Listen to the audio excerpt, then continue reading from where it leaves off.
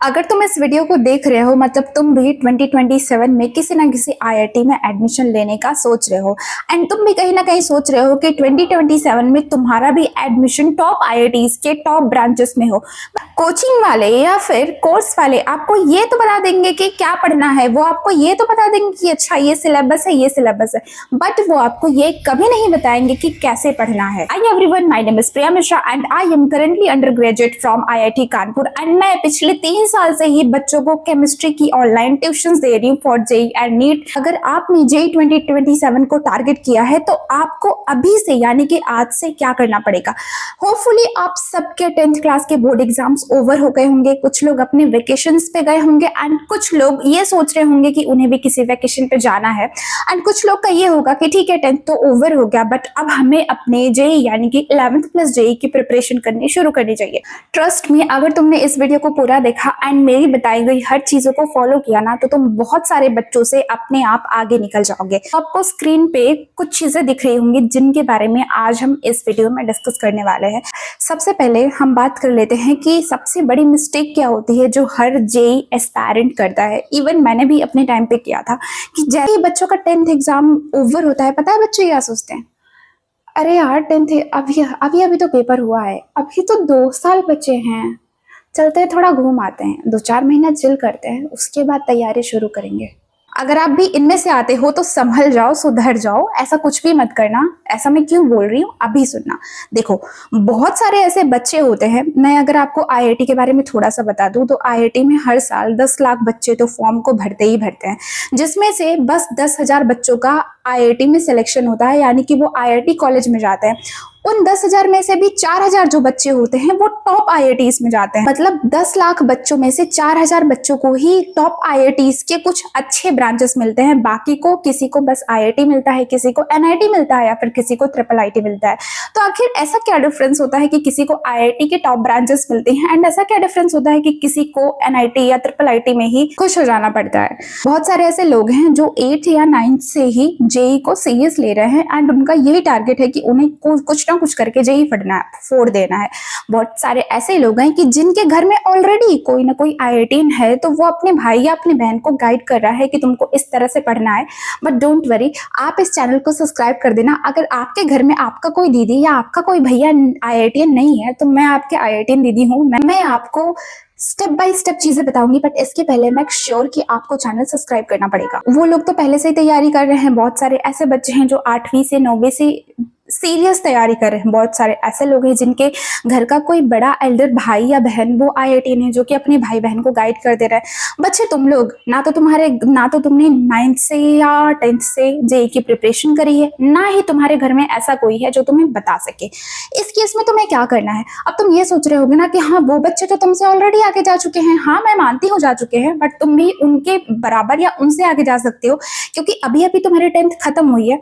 तुम्हें अगर थोड़ा सा गैप लेना है, तुम्हें थोड़ा आराम करना है तो 1 हफ्ते कर लो, 10 दिन कर लो, बट 1 महीने बिल्कुल मत करना। मैं नहीं कहूंगी करना, वरना फिर तुम्हें भी पछताना पड़ेगा। एंड यकीन मानो ड्रॉप ईयर में ना उतनी अच्छी पढ़ाई नहीं हो पाती है क्योंकि कहाँ आपको 11th 12th 2 साल मिलते हैं सिलेबस को अच्छी तरह से करने के लिए एंड कहाँ ड्रॉप ईयर में आपको 11th एंड 12th दोनों का 1 साल में ही करना पड़ता है।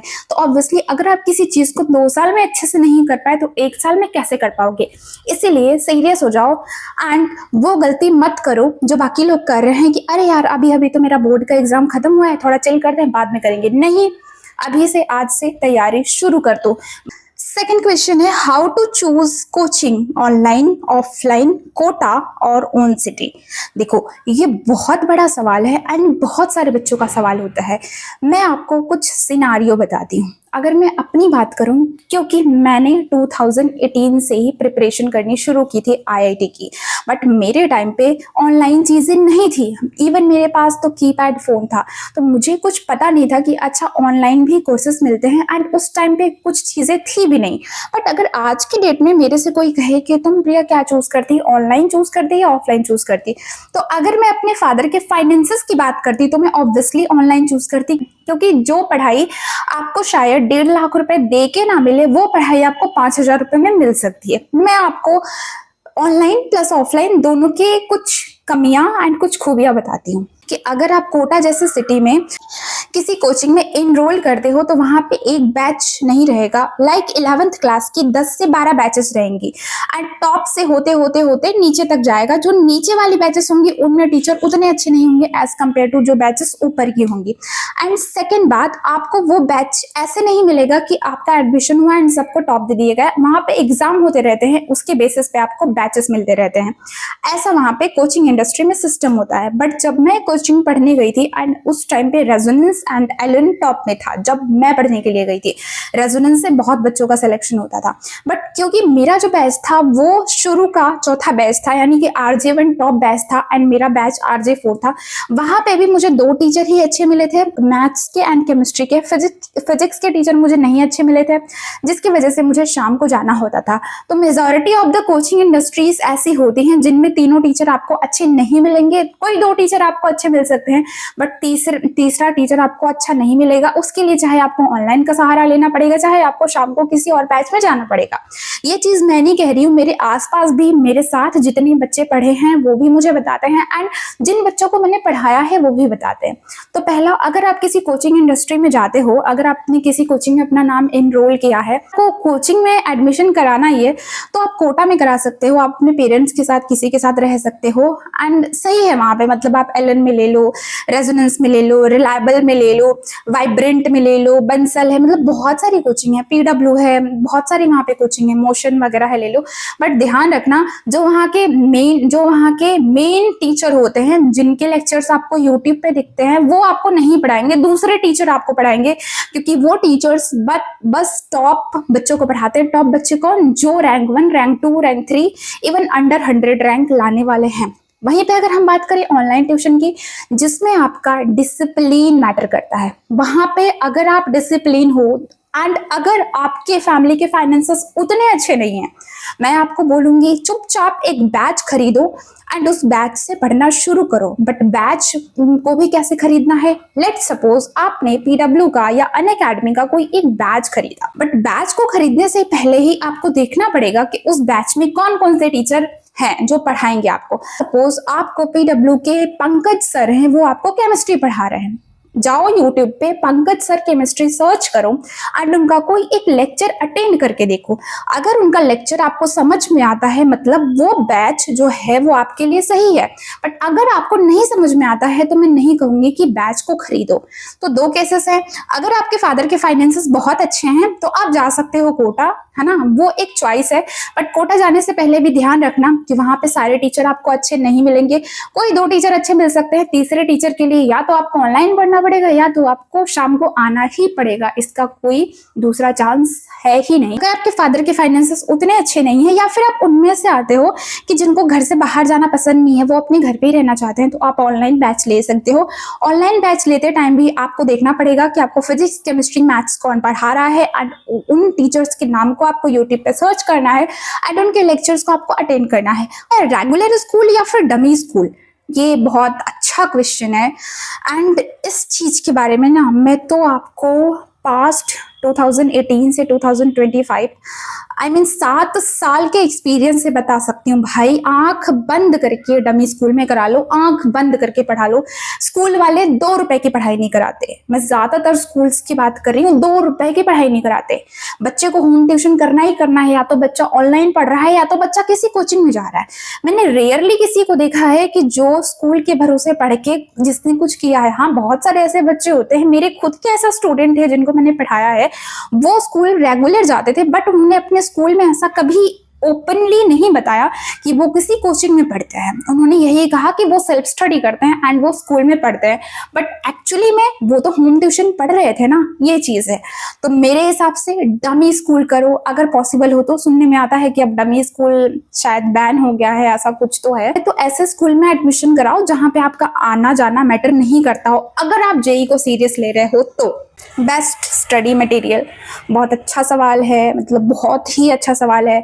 सबसे पहले एनसीईआरटी लो एंड एनसीईआरटी को पढ़ना शुरू करो। जिस कोचिंग में चाहे ऑनलाइन चाहे ऑफलाइन आपने इनरोल किया होगा, वहां पे भी आपको शीटें डीपीपी वगैरह मिलेंगी, उसको सॉल्व करो एंड उसके बाद आप पीवाईक्यूज खरीदो। आप अरिहंत के पीवाईक्यूज खरीद सकते हो, बहुत अच्छे होते हैं। उनसे आप क्वेश्चंस वगैरह करो। केमिस्ट्री के लिए आप जेडीली वगैरह कर सकते हो। मैंने एक वीडियो अपलोड की है, जाके देख लेना, मैं डिस्क्रिप्शन में डाल दूंगी। वहां पे मैंने बुक्स के बारे में बताया है, वो वीडियो आप जाके देख सकते हो।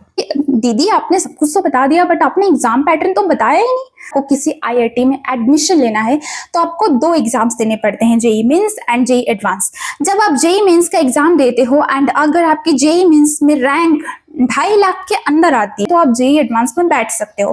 बट अगर आपकी रैंक 2.5 लाख से बाहर चली गई, लाइक आपकी जो रैंक है वो 2,55,000 ऐसे चली गई, तो आप जेई एडवांस का एग्जाम भी नहीं दे पाओगे। अगर हम बात करें जेई मेंस के एग्जाम पैटर्न के बारे में, तो जेई मेंस 2 बार होता है। यानी एग्जाम्पल आप जो जेई है वो 2027 में देने वाले हो, तो एक बार आपका जो एग्जाम है वो जनवरी 2027 में होगा जेई मेंस का, एक बार अप्रैल 2027 में होगा एग्जाम आपका। अब आप चाहो तो जनवरी या अप्रैल में से कोई एक एग्जाम दे सकते हो, आप चाहो तो दोनों एग्जाम दे सकते हो। अगर आप दोनों एग्जाम देते हो तो दोनों एग्जाम में से जो स्कोर आपका सबसे बेस्ट होगा वो स्कोर कंसिडर किया जाएगा।